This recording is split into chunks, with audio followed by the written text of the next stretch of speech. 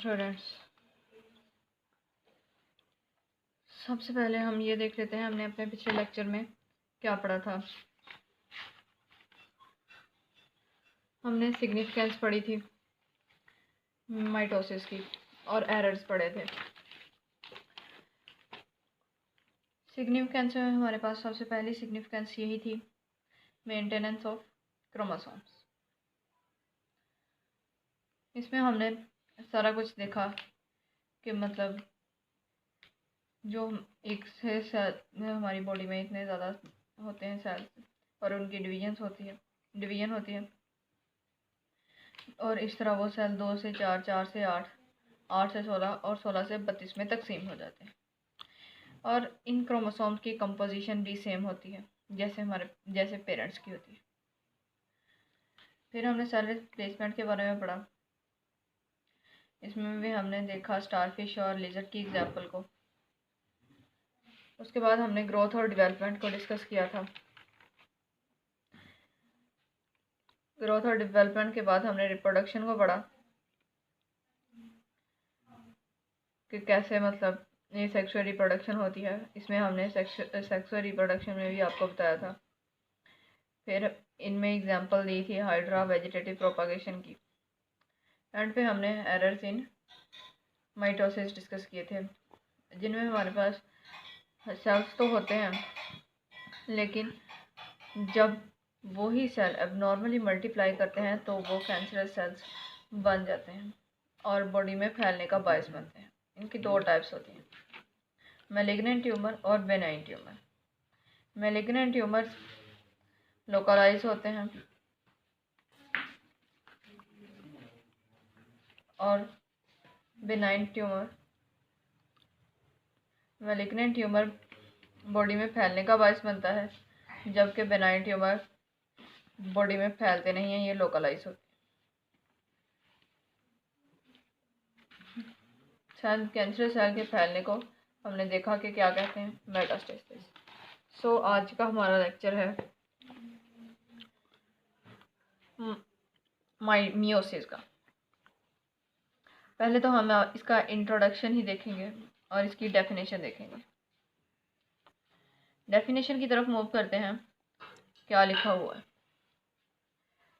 Cell division in which haploid parent cell is divided into 4 haploid daughter cells, diploid 2 and 4 haploid daughter cell में तब्दील हो जाता है।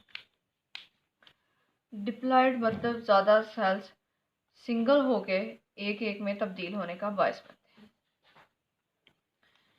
मियोन से ये वर्ड निकला है, इसका मतलब है टू मेक स्मॉल। इसमें डेफिनेशन में भी हमने यही देखा, cell division in which one diploid 2 and parent cell is divided। Parent cell divide होता है 4 हैप्लॉइड डॉटर सेल्स में, जो कि 1n होते हैं। ठीक है। नेक्स्ट, ये मियोन के वर्ड से ड्रा हुआ है, जिसका मतलब है टू मेक स्मॉल। कौन सा साइंटिस्ट था? साइंटिस्ट का नाम ऑस्कर। इसने 1876 में 1876 में ये प्रोसेस किया था। मियोन एक ग्रीक वर्ड है, ग्रीक यूनानी लफ्ज है।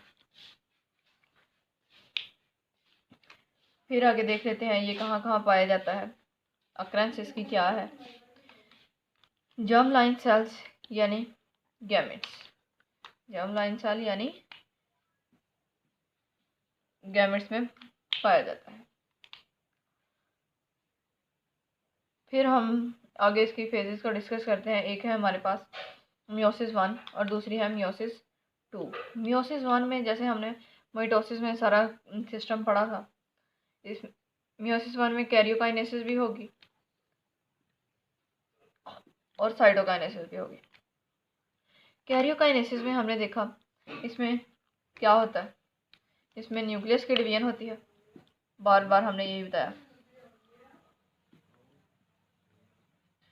और साइटोप्लाज्म में क्या होता है, साइटोप्लाज्म की।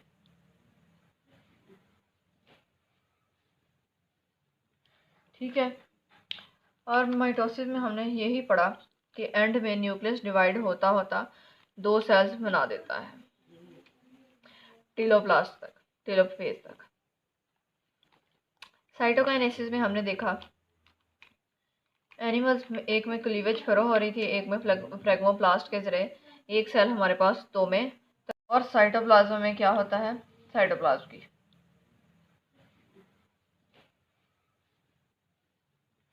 ठीक है।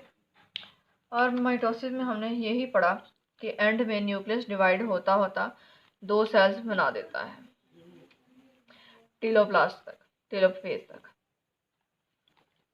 साइटोकाइनेसिस में हमने देखा एनिमल्स में एक में क्लीवेज फरो हो रही थी, एक में फ्रेगमोप्लास्ट के जरिए, एक सेल हमारे पास 2 में तब्दील होता गया।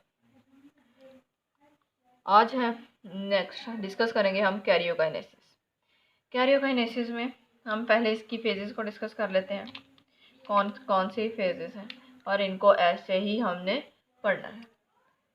प्रोफेज, मेटाफेज 1, एनाफेज 1 और टीलोफेज 1। ऐसे ही जब हम मियोसिस 2 को डिस्कस करेंगे तो हमारे पास आएगी प्रोफेज 2, मेटाफेज 2, एनाफेज 2 और टीलोफेज 2। आज हम लोग पढ़ने जा रहे हैं प्रोफेज 1 को। प्रोफेज 1 में क्या होगा,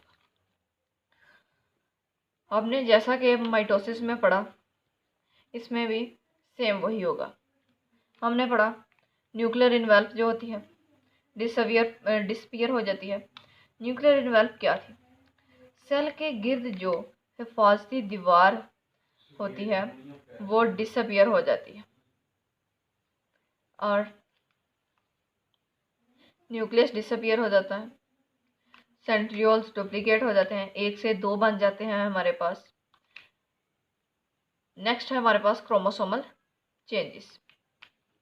ये दोनों स्टेप्स हमने डिस्कस किए।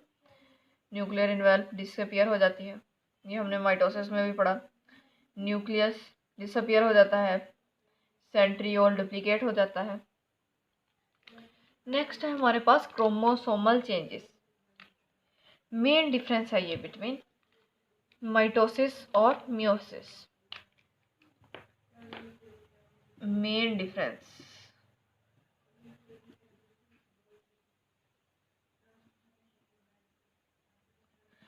डिफरेंस है between mitosis and meiosis.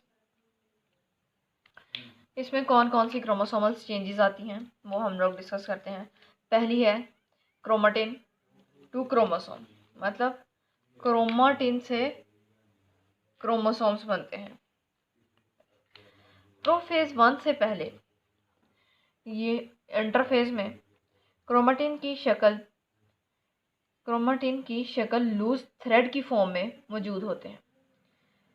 Interphase में ये क्रोमेटिड्स जो होते हैं लूज थ्रेड की शेप में मौजूद होते हैं, लेकिन जैसे ही ये हमारे पास प्रोफेज 1 में एंटर होते हैं ये कंडेंस हो जाते हैं और क्रोमेटिन से क्रोमोसोम्स बनते हैं।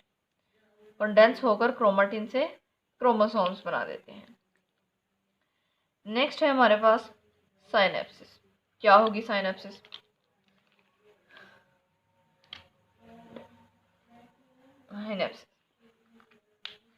हमने माइटोसिस की पढ़ा था, जब क्रोमेटिन से क्रोमोसोम्स बनते हैं, क्रोमेटिन से क्रोमोसोम बनने के बाद ये पेयर अप नहीं होते, बल्कि क्रोमोसोम्स अलग अलग अरेंज हो जाते हैं और इन पेयरिंग के अमल को हम साइनेप्सिस कहेंगे। मैंने आगे दिखाया हुआ है, फिर आपको ज़्यादा अच्छे से समझ आती है। क्रोमोसोम्स जब पेयर अप होते हैं तो उन्हें हम क्या पेयरिंग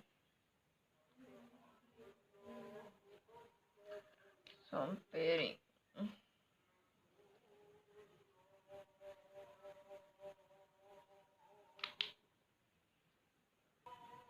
इसमें हमारे पास जो क्रोमोसोम्स होते हैं, होमोलोगस क्रोमोसोम्स होते हैं, वो एक दूसरे के साथ पेयर्स बनाते हैं और इस प्रोसेस को हम कहते हैं साइनेप्सिस।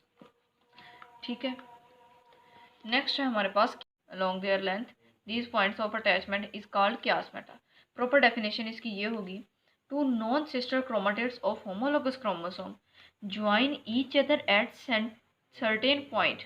एक दूसरे को जब सर्टेन पॉइंट से ज्वाइन करते हैं तो हम उसे chiasmata फॉर्मेशन का नाम देते हैं। क्रॉसिंग ओवर की डेफिनेशन क्या होगी, non sister chromatids of homologous chromosome exchange there segments. Crossing over में सेगमेंट्स एक्सचेंज होते हैं। ये मैं आगे सारा कुछ आपको समझा देती हूँ, ये वर्ड्स आपने पहली दफ़ा सुने होंगे। पहले तो आप हैप्लॉइड और डिप्लॉइड का सुन लें। डिप्लॉइड सेल्स क्या होते हैं, इनमें क्रोमोसोम पेयर की सूरत में होते हैं, मतलब 2n 4n ऐसे। जबकि हैप्लॉइड, इनमें क्रोमोसोम्स अलग अलग होते हैं, सेपरेट होते हैं, पेयर अप नहीं होते, अलग अलग एक क्रोमोसोम होता है।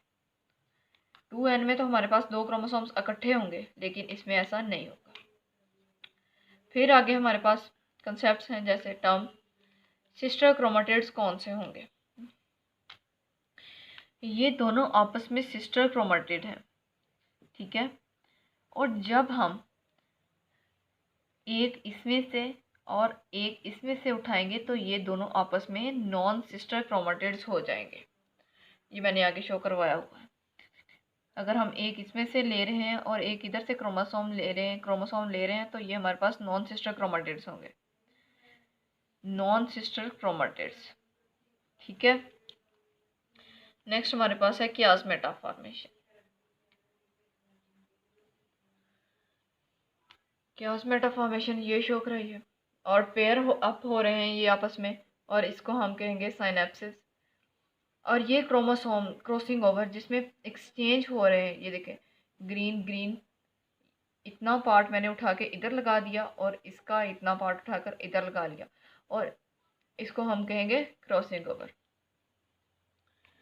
बाईवेलेंट क्या होते हैं, और टेट्राड सिंगल होंगे, बाईवेलेंट पेयर की फॉर्म में। नेक्स्ट है हमारे पास इंटरफेज 1। इंटरफेज 1 में आपने देखा, जैसे कि मैंने ये सेल बनाया, इसमें अभी हमारे पास स्टार्टिंग पॉइंट है, इसमें हमारे पास क्रोमोसोम है, न्यूक्लियस है और एक सेंट्रोम। नेक्स्ट हमारे पास है प्रोफेज 1। प्रोफेज 1 में जो सेंट्रोमियर ऊपर एक था वो इधर डबल हो जाएंगे, centromere duplicates. Chromatin material condense हो जाते हैं और क्रोमोसोम्स बना देते हैं। क्रोमोसोम्स जो हमारे पास होते हैं वो अलाइन हो जाते हैं। ये हमने प्रोफेज 1 में बाकी स्टेजेस अभी पढ़नी है। ये हमारा इधर तक लेक्चर एंड होता है, बाकी लेक्चर हम नेक्स्ट लेक्चर में देखते हैं। Thank you so much.